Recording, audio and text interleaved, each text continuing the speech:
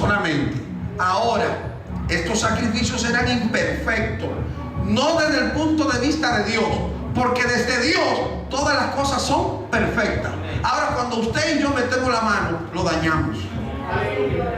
Ay, santo.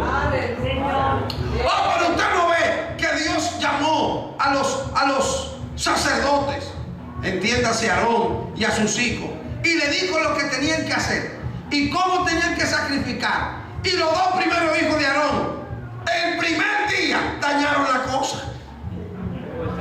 Y Dios dijo, para dar un ejemplo, déjame decirle lo que le sucede a la gente que daña la cosa.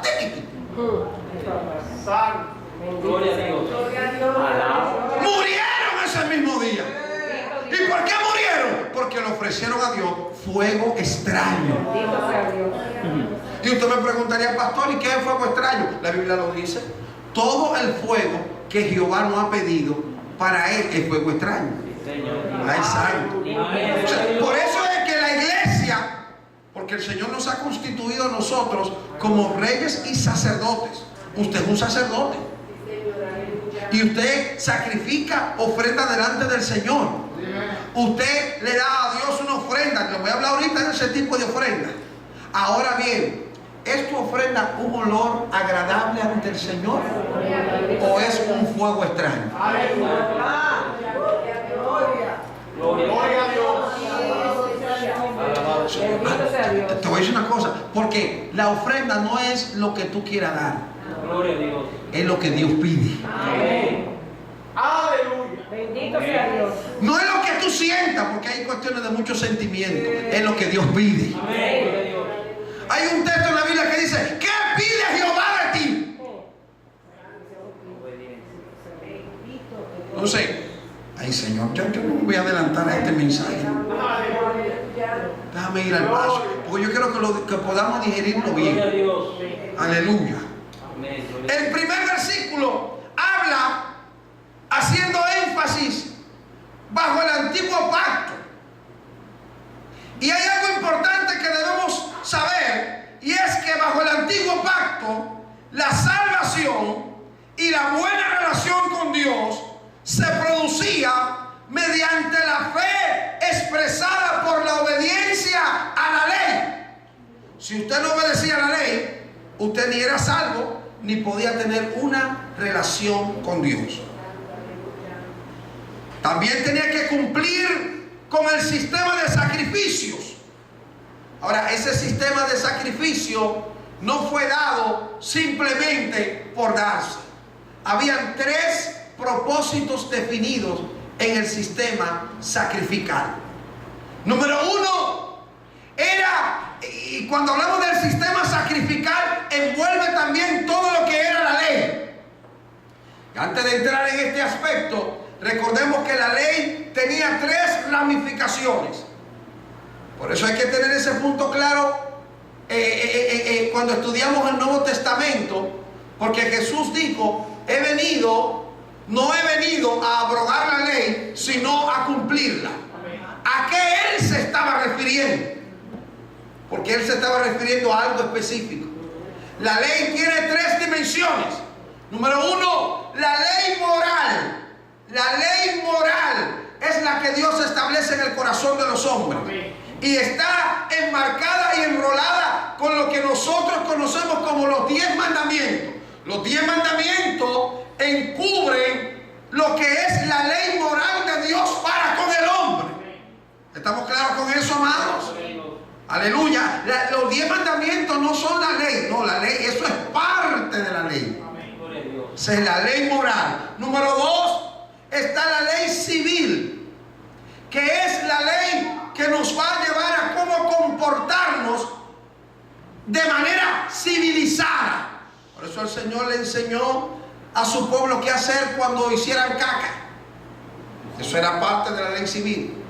El Señor le mostró las leyes sanitarias, cómo obtener salubridad en medio de una comunión de gente. Todo eso era aspecto de la ley civil. ¿Qué hacer con la guerra? ¿Cuándo alistarse? ¿Cuándo contar a la gente? Todo eso era parte de la ley civil y la dio Dios. ¿Me está entendiendo lo que y con mayor profundidad estaba la ley ceremonial o la ley religiosa, que era la establecida básicamente y mayormente en el libro de Levítico. Tenía que ver con el orden de los sacrificios y de la manera en que el hombre tenía la probabilidad de acercarse a Dios y poder tener una relación estrecha con el Señor. Esa ley ceremonial apuntaba a Cristo. Toda la ley ceremonial, todos los sacrificios apuntaban a Cristo. El ministerio sacerdotal apuntaba a Cristo. El animal seleccionado apuntaba a Cristo. La voz profética apuntaba a Cristo. Alabado sea el nombre del Señor. Por eso el primer texto dice que los bienes venideros, que la antigüedad, que la ley, que los dichos antiguos eran simple y llanamente sombra, y solamente sombra, y que la sombra era parte solamente de lo real, porque no podía cumplir en realidad lo que Dios había determinado. Así que cuando el Señor establece la ley, era para enseñar, número uno, la gravedad del pecado. Hasta que no hubo ley, no había pecado, en el sentido de pecado identificado. Entonces, por ejemplo, la gente dice: oye, pero Dios dijo a Moisés que no matara y él mató. Cuando él mató, no había la ley. Ahora Dios comienza a señalar lo que era la gravedad del pecado mediante la ley. Pero no solo la gravedad, sino cómo el hombre podía reconciliarse con Dios entrando en perdón mediante el derramamiento de sangre. Citas tenemos: Éxodo 12:3 hasta el 14, Levítico 16, el capítulo completo, Levítico 17, el versículo 11, Hebreos 9:2 y Deuteronomio también. Todos están cargados para demostrar que cuando Dios establece la ley es para darnos una línea. De ahí no te pases. Gloria a Dios. Eso fue lo que Dios hizo con la ley. Decirte hasta dónde tú podías llegar. Entonces que mucha gente les hace el chivo loco. Ay, santo. Aleluya. Me seguí en el bosquejo, hermano. Pero Dios establece líneas. O sea que usted sabe la línea que tiene que pararse y sigue volado. Aleluya. Gloria a Dios. Usted sigue volado, pero las consecuencias no llegan. Por nosotros creemos que Dios, papito Dios, como que papito Dios, papito Dios, papito Dios. Alabado sea el Señor. Número 2. Propósito tenía de proporcionar, eso me gusta a mí, proporcionar una vía, un camino. Y enfatizo en esta parte: para que Israel llegara a Dios por la fe, la obediencia y el amor. Hablo de Israel porque recordamos que Israel fue seleccionado con propósito de Dios. Pues ellos no quisieron, se la perdieron. Pero Dios los seleccionó a ellos como ejemplo, así como Dios ha seleccionado a la iglesia en el período neotestamentario para que la iglesia sea ejemplo. Por eso que en la iglesia no puede haber corrupto. Y si hay corrupto se tiene que arrepentir. Aleluya. Por eso que en la iglesia no puede haber mentiroso. Y si lo hay se tiene que arrepentir. Por eso que en la iglesia no puede haber adúlteros ni fornicarios. Y si lo hay se tienen que arrepentir. Porque si vienen hasta aquí es para ser transformados y ser el ejemplo que Dios está buscando para el mundo de hoy. Eso es la iglesia. La reserva moral del siglo XXI. Aunque usted no diga amén, así es.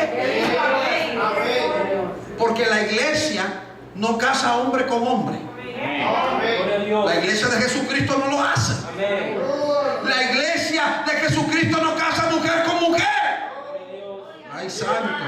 No se asuste, que esta es la palabra de Dios. Alabado sea el nombre del Señor. Es la reserva moral. Todavía en la iglesia nosotros predicamos que los novios no tienen relaciones prematrimoniales. Si lo hacen van a tener consecuencias delante de Dios. Porque Dios no lo apoya ni la palabra. Por eso la iglesia es la reserva moral. Por eso cuando usted va a buscar una ayuda pública, usted no miente. Ni el pastor le da las instrucciones de cómo mentir para conseguir más cosas. Alabado sea el nombre del Señor. ¡No, Señor!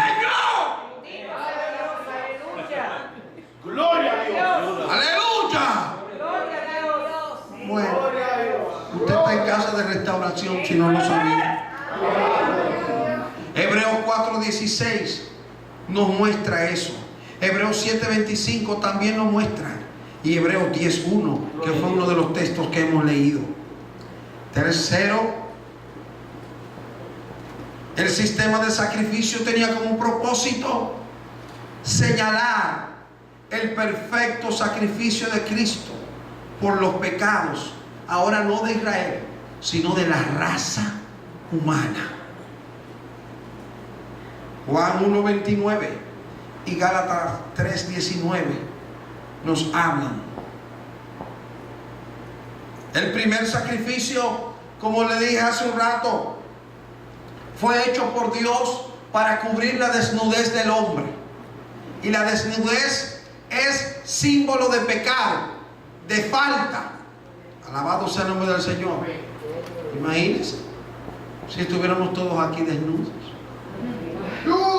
Hubiera gente que hubiera perdido la comunión desde el principio hasta el final. Alabado sea el Señor.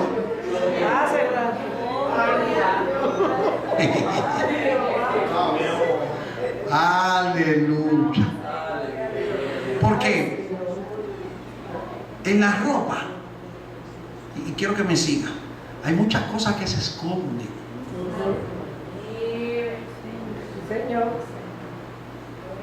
Y las mujeres son expertas en eso, mis amados.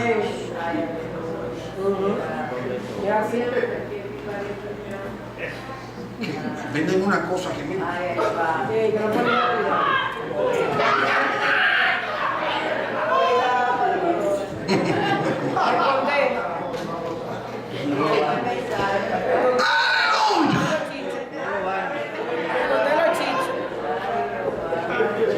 Creo que así es picadito.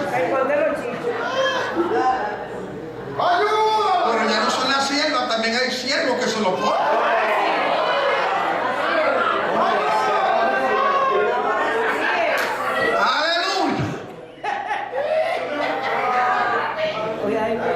La vestidura esconde muchas cosas. Por eso es que la desnudez está reservada para usted y para los que son casados. Porque con su esposo usted no va a esconder nada.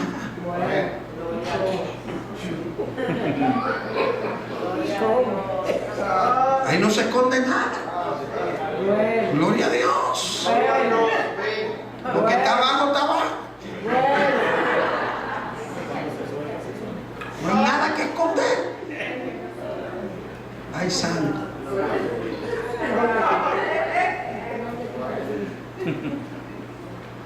A veces uno esconde la barriguita para que nosotros no lo vean, pero ¿quién se le esconde a su esposa?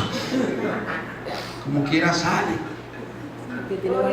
Lo que estoy tratando de que usted entienda, que a veces los hombres hacemos cosas para cubrirnos. Por eso la Biblia dice que nosotros estamos desnudos y abiertos delante de Dios. Podemos ocultar nuestra maldad, nuestra hipocresía, nuestro orgullo, nuestra poca vergüenza, pero delante de Dios estamos desnudos. Y hay cosas que la gente no entiende, por Dios. Hermano, ¿usted sabe qué es lo mejor? Lo mejor es aprender a estar a cuenta delante de Dios. No haga como Adán, que cuando Dios llegó, dijo, tuve miedo y me escondí. En los tiempos atrás, habían hombres de Dios que cuando se metían 3, 4 y 5 días de ayuno, Dios comenzaba a revelarle. Y cuando salían de esos ayunos, había gente que no iban a la iglesia. Iban a ser desnudos. Amén. Iban a ser desnudos. Yo recuerdo a uno que el Señor lo agarró y le dijo: tú estás así, pa. Y te lo digo porque he hablado contigo en privado y no has querido. Y si tratas de dudar, el pantaloncillo tuyo es de tal color. Cristo, Padre amado, Señor Dios. ¡Aleluya! No le quedó otra de arrodillarse. No bajó los pantalones, no. Se arrodilló. Y digo, me desnudó Dios. Y a veces Dios tiene que hacer eso porque nos ama. Amén. El asunto no es que Dios avergüenza a nadie. Es que el amor y la misericordia de Dios permiten ciertas cosas para que tú puedas entrar en el orden de Dios. Porque ¿cuál es el propósito del Señor? ¿Cuál era el propósito de los sacrificios? Darle salvación al hombre y darle comunión con Dios. Entonces, Dios, ¿qué va a hacer? Que cualquier cosa que impida que tú seas salvo y que tengas comunión con Él, Él va a hablar contigo para que tú lo quites. Porque hay cosas que nosotros decimos: Jehová, quítalo. Y Él dice: quítalo tú. Porque hay cosas que quitarlo no le corresponde a Dios. Eres tú, porque eres tú que lo tienes. Y a veces Él te lo quita y tú vuelves y lo recoges. Gloria a Dios. Gloria a Dios. Amén. Alaba lo que vive. Amén. Dios. Todos sabemos y entendemos que los sacrificios eran hechos una vez al año. Y esos sacrificios que se hacían